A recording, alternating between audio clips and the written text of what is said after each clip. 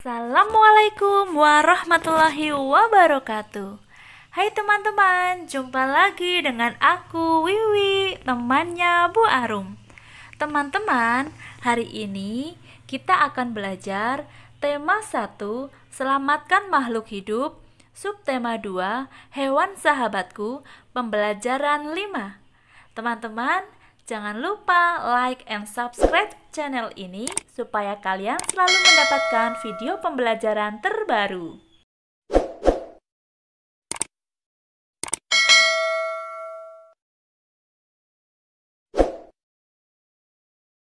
Teman-teman, hari ini kita akan belajar tentang keadaan letak geografis negara-negara anggota ASEAN beserta kegiatan ekonomi, sosial, dan budayanya. Diharapkan setelah pembelajaran ini, kalian dapat membuat diagram Venn, memuat persamaan dan perbedaan kedua negara anggota ASEAN. Selanjutnya, kalian akan belajar tentang patung identitas. Teman-teman sudah siap belajar? Ayo, simak video pembelajaran ini dengan seksama. Jangan lupa siapkan buku siswamu serta peralatan tulisnya.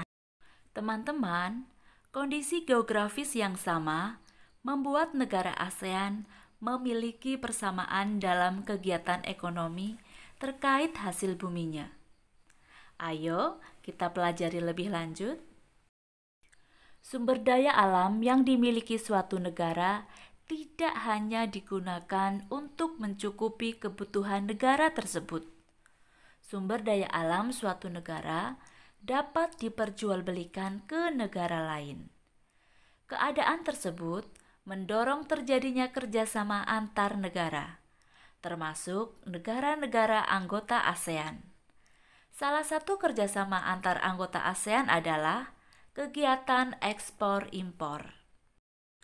Ekspor adalah kegiatan menjual barang ke luar negeri atau negara lain. Pihak yang melakukan kegiatan ekspor disebut eksportir. Sebaliknya, impor adalah kegiatan membeli barang dari penjual di luar negeri atau negara lain. Pihak yang melakukan kegiatan impor disebut importir. Kegiatan ekonomi negara-negara ASEAN. Indonesia mengekspor hasil bumi seperti timah, tembaga, besi, minyak, gas, dan nikel. Selain itu, Indonesia menghasilkan pupuk, tapioka, karet, kopi, kelapa sawit, dan tembakau. Ikan tuna, udang, dan teh juga diekspor ke negara lain. Brunei Darussalam terkenal sebagai pengekspor minyak mentah, gas alam, dan produk minyak. Penduduk Malaysia bermata pencaharian dalam bidang pertanian, pertambangan, dan perindustrian. Pertambangannya menghasilkan biji timah terbesar di dunia. Singapura mengekspor mesin dan alat transportasi, alat elektronik, dan barang-barang konsumsi. Bahan kimia dan produk olahan minyak dihasilkan juga di Singapura. Singapura termasuk negara Asia Tenggara yang berpendapatan paling tinggi. Mata pencaharian penduduk Thailand adalah pertanian, kehutanan, pertambangan, dan industri. Penghasil beras terbesar di Asia dan 3 sedunia. Dijuluki sebagai gajah putih, negara 1000 pagoda, dan lumbung padi ASEAN. Mata pencaharian penduduk Filipina adalah pertanian, pertambangan, dan industri. Komoditas ekspor Filipina terdiri atas gula, kopra, kayu, nanas, dan biji tembaga. Perekonomian sebagian besar penduduk Vietnam adalah pertanian. Padi merupakan hasil utama pertanian di Vietnam. Industri di Vietnam meliputi tekstil, semen, pupuk, kaca, dan ban.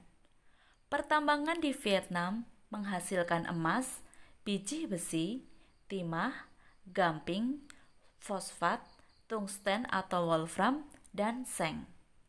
Hasil hutannya adalah bambu, kina, kayu, dan kayu manis. Terdapat dua sungai penting yang ada di Vietnam, yaitu Sungai Mekong dan Sungai Songka. Sebagian besar penghidupan penduduk Kamboja di sektor pertanian. Rakyat Laos hidup di sektor pertanian dan menghasilkan beras, jagung, tembakau, jeruk, dan kopi. Komoditas perdagangan Myanmar meliputi kayu, terutama kayu jati, beras, dan berbagai barang kerajinan. Nah, setelah menyimak tentang kegiatan ekonomi negara-negara anggota ASEAN, kalian diharapkan untuk dapat membuat diagram Venn yang memuat persamaan dan perbedaan antara dua negara anggota ASEAN. Ingat ya, bagian yang berpotongan merupakan persamaan dua negara tersebut. Nah, kalau yang ini contoh dari Wiwi. Di sini sudah tertulis dua negara pada diagram Venn. Yang satu adalah Indonesia dan yang satu lagi adalah Thailand. Persamaan antara Indonesia dan Thailand adalah sama-sama mengekspor karet. Sedangkan ciri khasnya Indonesia ini adalah daratannya berupa kepulauan. Jadi, anak-anak bisa menggabungkan informasi yang sudah didapat pada subtema 1 tentang kondisi geografis negara-negara anggota ASEAN. Yang kedua, Indonesia mengekspor kopi, kelapa sawit, dan tembakau. Dan yang ketiga, Indonesia mengimpor suku cadang elektronik. Sedangkan negara Thailand, daratannya berupa semenanjung. 2. Mengekspor mesin dan suku cadang elektronik. Ketiga, mengimpor perhiasan dan barang kimia. Jadi, itulah contoh diagram Venn antara Indonesia dan Thailand. Anak-anak bisa membuat diagram Venn yang memuat dua negara anggota ASEAN yang lainnya. Silahkan bebas memilih. Teman-teman, ternyata tumbuhan dan hewan bisa menjadi inspirasi untuk menciptakan sebuah karya seni. Contohnya, patung. Di beberapa kota, patung sebagai identitas menunjukkan ikon atau identitas kota tersebut. Patung identitas pertama kita contohkan adalah Tugu Mangga yang merupakan identitas kota Indramayu, Jawa Barat. Indramayu terkenal dengan buah mangga cengkir sebagai hasil buminya, sehingga dijuluki kota mangga. Oleh sebab itu, dibuat patung mangga sebagai identitas kota Indramayu. Nah, kalau yang ini adalah ikon Wiwi dan Bu Arum tinggal kota Kebumen tercinta. Tugu Lawet. Tugu Lawet merupakan patung identitas kota Kebumen. Patung tersebut melambangkan kegigihan para pengunduh sarang burung lawet yang berada di daerah pesisir pantai selatan yang berada di Desa Karangbolong, Kecamatan Buayan. Ayo, bagi teman-teman yang belum pernah main ke kota Kebumen, singgahlah ke kota Kebumen. Kalian akan menemukan patung Tugu Lawet ini berada tepat di kota Kebumen. Patung identitas yang lain adalah patung Bekantan. Patung Bekantan merupakan identitas kota Banjarmasin, Kalimantan Selatan. Bekantan merupakan hewan yang hidup di hutan Kalimantan Selatan. Oleh karena itu, patung Bekantan dibuat sebagai identitas kota Banjarmasin. Teman-teman, apakah teman-teman sudah mengetahui patung identitas apa yang ada di kota kelahiranmu? Ayo, tanyakan ke orang tuamu atau keluargamu yang lain, patung identitas apa yang terdapat di kotamu yang menunjukkan ikon atau identitas kota tempat tinggalmu. Alhamdulillah, pembelajaran hari ini telah usai.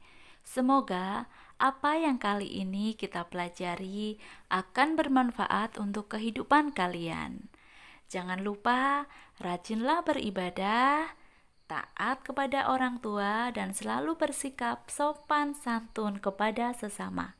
Jangan lupa like and subscribe untuk channel Arum Wija Astuti supaya channel ini terus memberikan manfaat untuk umat. Wassalamualaikum warahmatullahi wabarakatuh.